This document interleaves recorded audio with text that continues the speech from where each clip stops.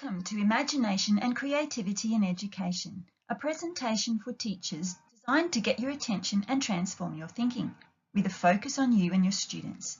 In the next 10 minutes, we will explore these following key concepts: definition and purpose of imagination and creativity, the teaching of them, and future relevance. First of all, let's do some myth busting.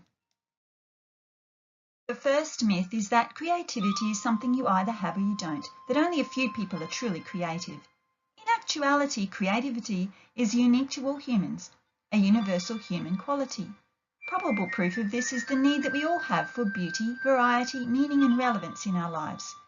As Alexander and Shoshani assert, we replace the former perception of creativity depending on inborn talents with a view that sees creative thinking as a way of living and a task that is actively sought.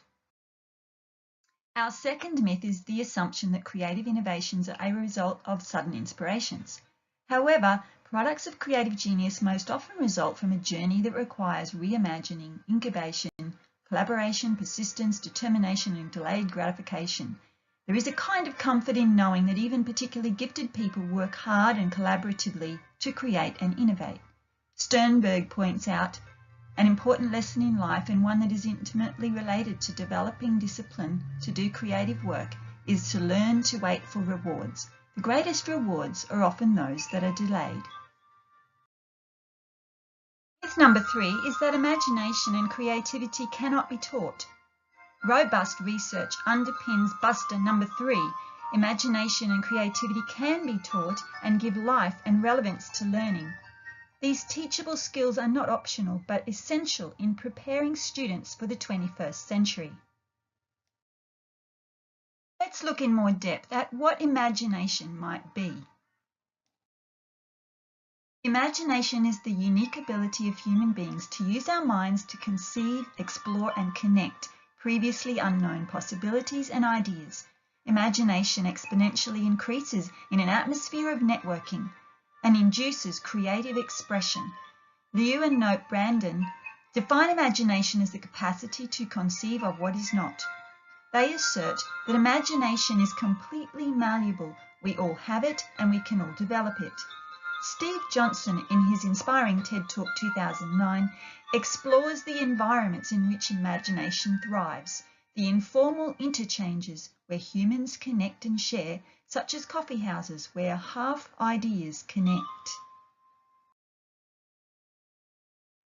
Keating argues our society's well-being depends on our schools' ability to change and reimagine a future.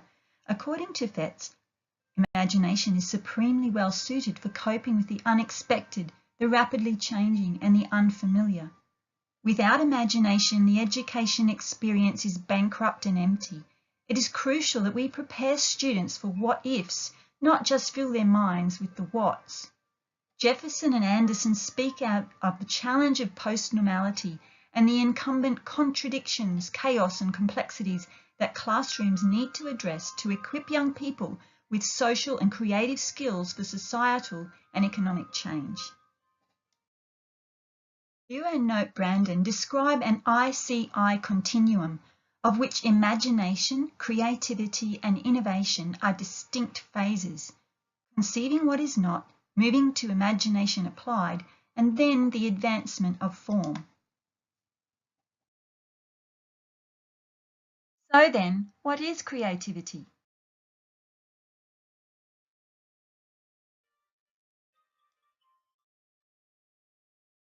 Creativity is not an exclusive attribute and does not appear in a vacuum. It's about deep learning. Creativity is, according to Burns and Ellis, a function of high achievement. Dr. Ken Robinson, in his TED Talk 2006, says creativity is the process of having original ideas that have value, and suggests that we're educating people out of creativity by stigmatizing mistakes. A review of Runco and Jager's study suggests that it is the purposeful and collaborative application of imagination. Importantly, discipline and resilience are required for creative expression. Alexander and Shoshani assert that creativity should be seen as a product of collaboration with others. We need to embrace creativity as being corporate, a way of thinking, a lifestyle of intentional collaboration rather than the gifting of a unique individual. Interestingly, extreme situations, traumatic events, and crises are often catalysts for the emergence of creative ideas.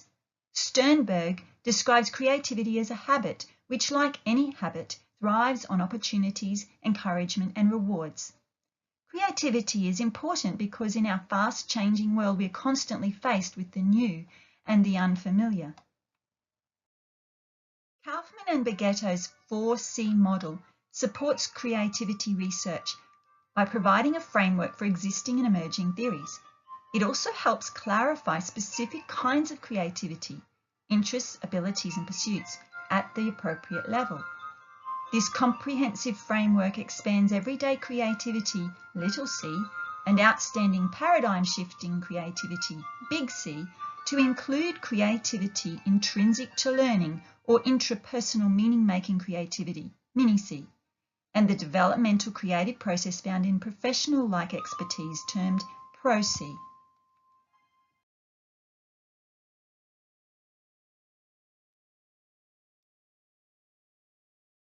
The aim of this promotional presentation is to inspire and transform your understanding of imagination and creativity in the classroom. So, how are they taught? First of all, we get personal. We teach what we know, but we reproduce who we are. Teachers are great influencers. If I'm excited, my students will be excited and engaged.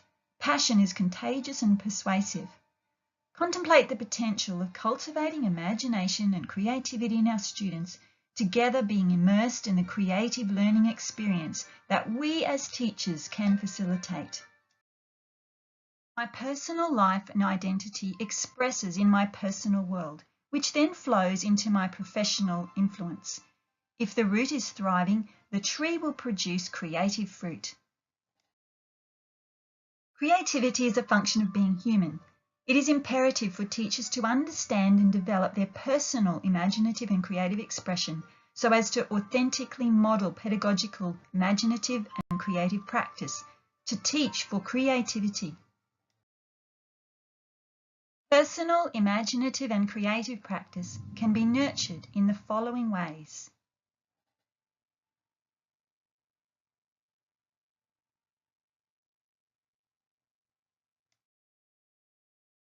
Wortley and Savage reveal the habits of those who teach for creative learning.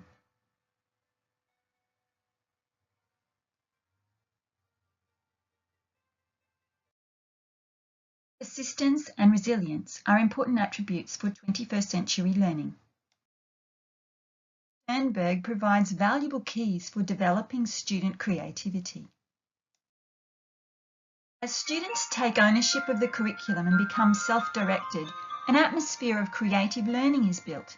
The challenge is to establish a collaborative classroom, train for communication and sharing of ideas, slow down for deeper meaning and allow wait time to ponder, maintain relevance, present problems as opportunities, ask good questions, and share control so that teachers and students alike are creative learners. Now let's talk of relevance. The Australian Curriculum, General Capabilities, Critical and Creative Thinking states, responding to the challenges of the 21st century requires young people to be creative, innovative, enterprising and adaptable. To change things, you must become comfortable in the uncomfortable. Daniel Flynn. Let's start with the future we're aiming for, beyond school, and an example of a student whose schooling helped launch them into making a creative difference in the world. Last year, our school principal gifted all staff with a book called Chapter 1, written by Daniel Flynn, a former student of his school. The book itself breaks with convention, being written in landscape orientation, and is a compelling read. Daniel's story is all about imagining possibilities, thinking creatively and actioning innovation to solve problems. It traces the beginnings of a world-changing social enterprise initiated by a group of inexperienced students who dared to imagine a world without poverty. Daniel and co-founders Justine and Jared created Thank You, a social enterprise that now funds life-changing projects in 17 countries. 100% of profits go toward eradicating poverty. They have challenged the very fundamentals of the capitalist global business model, beginning with no business experience, no qualifications, no money and no excuses. They overcame enormous obstacles, driven by a passionate idea to create products without shareholders that enable consumers to partner in funding the vision. Their boldness and resilience have broken through the multinational strongholds. Daniel and his team are proof of Egan's premise, begin with what can be imagined. Today, thank you products have expanded and consumers can track the impact of individual products. This close-to-home inspirational story demonstrates the power of the question, what if? Our classrooms can equip and develop students to imagine the impossible and become world changers. As Mesereau states, transformative learning develops autonomous thinking. Our aspiration is to create independent learners who are critical and creative thinkers. My study of imagination and creativity in education has been transformational. Just as physical strength does not come without consistent exercise, so creativity is not a result of passivity, but an effortful journey, even for the especially gifted among us. Imagination and creativity practice underpins the future well-being of our society and our economy. As Kaufman and Bagetto assert, creativity has been defined as the most important economic resource of the 21st century. Although it's never too late, there is a sense that time is short. Creative teaching and learning has some catching up to do in affording today's students the relevant, creative learning experience they require to be truly future ready.